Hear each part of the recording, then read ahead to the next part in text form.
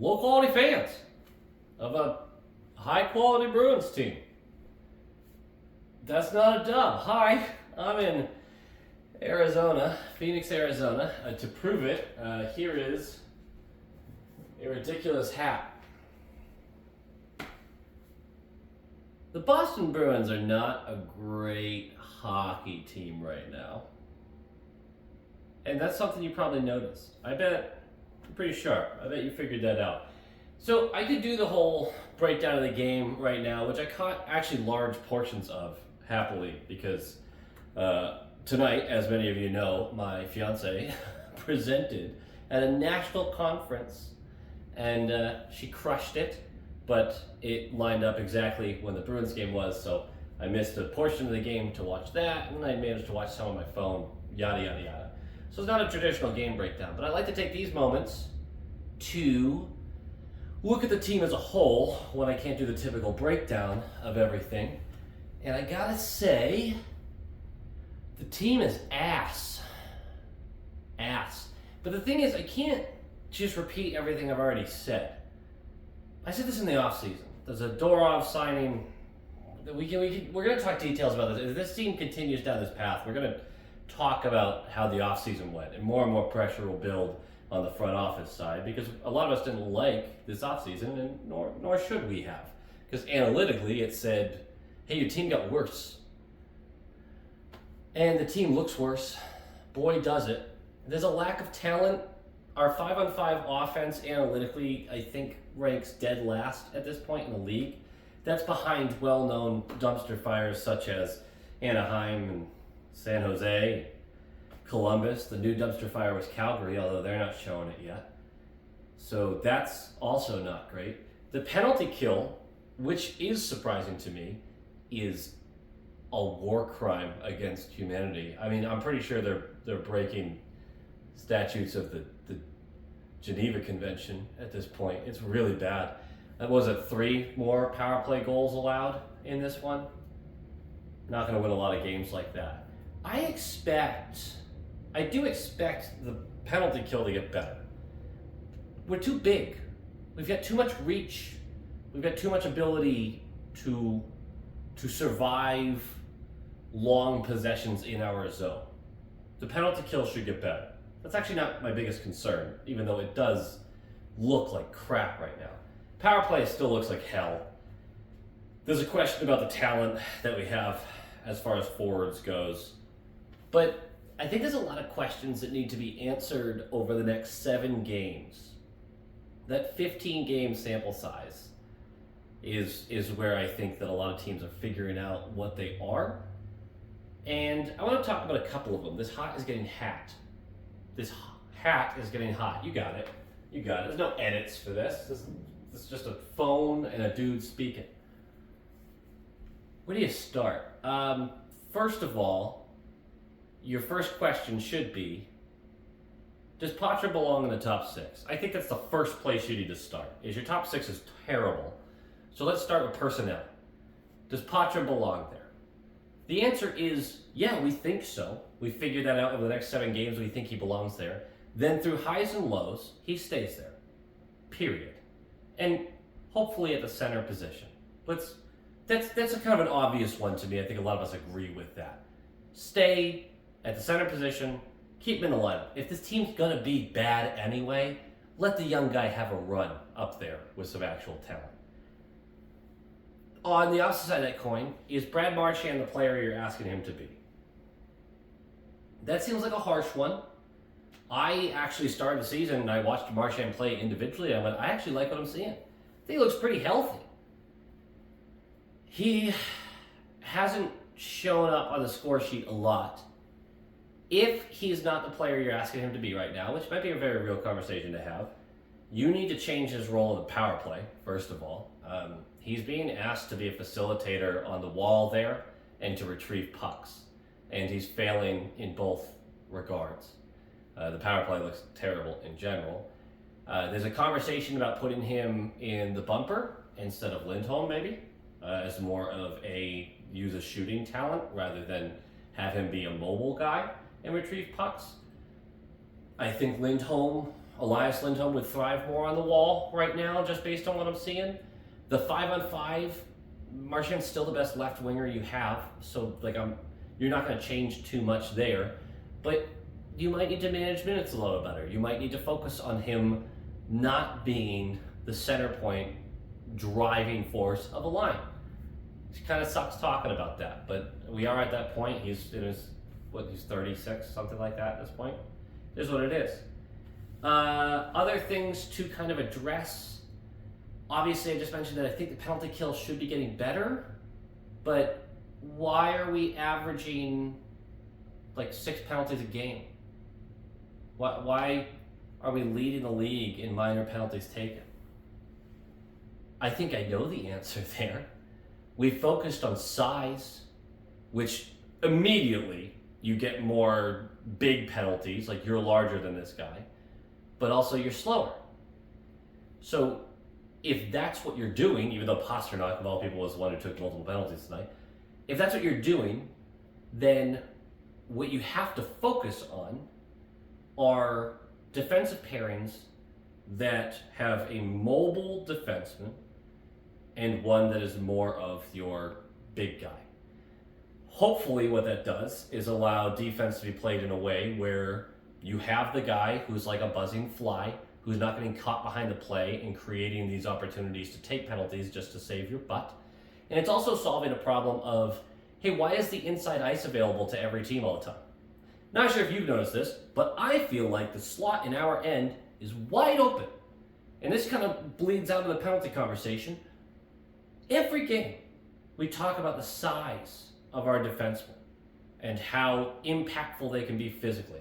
Along the wall, great. But when they set up on either side of Swayman and someone gets into the slot and they're too slow to react, they're too slow to chase to the wall and recover. I mean, this is just like the NBA with spacing, where you've got a big guy that's covering another big guy, right? Your centers are going at it on both ends of the floor. And all of a sudden, Porzingis is over here going, oh, I'm going to huck up a couple threes. And Joel Embiid is sitting there going, oh, I got to chase him out to the arc. Well, the problem with that is you just fed, Brown in the center of the court, and Embiid now has to recover. He has to turn around and get back there. And he's too slow to do it. He's a big dude. The Bruins have the same problem. When you put Carlo and Zadorov next to each other, and one of them has to chase to a wall, and the puck is moved quickly around the zone, well, Zadorov has to come back, or Carlo has to come back. And they're not quick enough. And it's a wide open opportunity from the slot over and over and over again. I know this team gives up breakaways. That's just what we do for some reason. And I saw someone post about how we never get any breakaways. Why is that? Well, we get a couple, but we don't get a lot because we're not fast. We're not a fast team.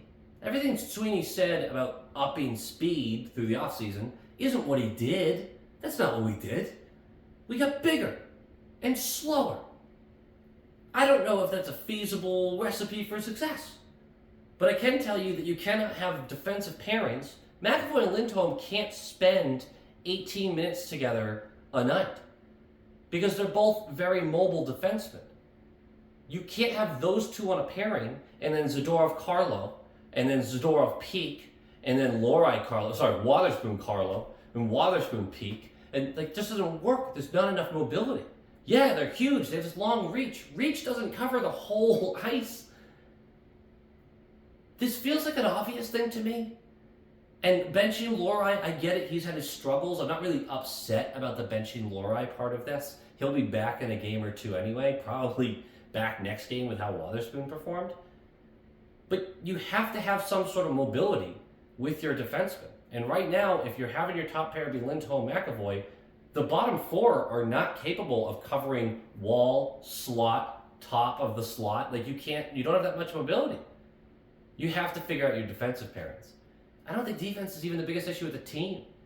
I still go back to, obviously all the penalties and the power play goals are coming in droves for other teams. But the bigger part of that is if you never possess the puck, then you're spending the entire game getting shellacked, and eventually you break or you take a penalty. We had 11 shots to their 5 to start this game. And then second period happens and we're down by like 12 shots immediately. That's a bit of a hyperbole, but you know what I mean. That's just what the Bruins have been. They'll have these little streaks where, all right, they're putting something together, and then they're just disjointed. They can't possess the puck. They can't control the puck. They can't retrieve chances. Our offense is one and done over and over again. And when's the last time you saw them have a heavy presence in front of the net? Everything is going up to the blue line, and we're taking shots from there. I love shots from the blue line, especially from guys who can shoot. But if that's all you're doing, well, the other team just goes, oh, okay, great. Like, we'll survive a couple bounces that might go in our net. But if you're putting zero pressure in the slot, low circles, anything like that, we're fine. This team has a ton of things to answer. I would start with trying to figure out who belongs in your top 6, who belongs in your bottom 6, and your defensive pairings. I know that's what they're trying to figure out, but it feels like the decisions being made have nothing to do with actually creating chemistry. This team was disjointed. There's not a single line that seems to work well together.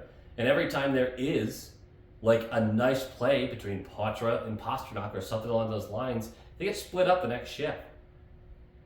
There's a lot of pressure and heat on, and we're only 8 games in, but on Monty and Sweeney, it looks like this was a disaster of a start to the season. The record's not a huge hole yet. This isn't unsalvageable. But the underlying numbers and metrics make it look like we are screwed. I still think this team has a lot of potential, but I don't see the direction with it. I didn't see the direction with it in the offseason. I've got a lot of faith. The heart's in the optimism. We talked about this earlier. Heart, optimistic. Head, little nervous. You watch a game for a long time, you start to see trends. And the physicality is great, but we can't catch up on the forecheck. We're not winning the board battles to retrieve the puck in the offensive zone because we can't catch up to it quick enough. We're slow. We're slow and easily beaten to loose pucks. Hasn't been great. What I will say, though, is I don't think Swayman's looked awful. I don't think his numbers are good, but I don't think he's looked that bad. I think he'll be fine. I think there is a setup defensively that once people feel a little more comfortable with each other, and it includes Lorei, that really does give teams a hard time trying to score on us. I think there is a lineup that will do that for us. Offensively, I don't have the answers yet. I really think that something needs to get brought in or up. The current talent available looks awful, and every single line is getting beat over and over and over again. So I know this wasn't a full game recap, but that's kind of where my thoughts are right now. I would love a little conversational kind of piece of this where you guys in the comments kind of let me know where you think we are without just the brutal negativity, but just kind of your thoughts on how is this fixed? How do you improve this? What are you seeing? Because as fans, we have insight. Obviously, we're not in the room. We're not coaches. I'm not as smart as all these other hockey people, but I think we do see things that sometimes the coaching staff is too close to see. It's a little brave of me to say out loud, but there's certain moments that you just go, you know what? I think the fan base saw that before everybody else did, or at least some of the fans. So let me know your thoughts. Like, comment, subscribe. Nailed it.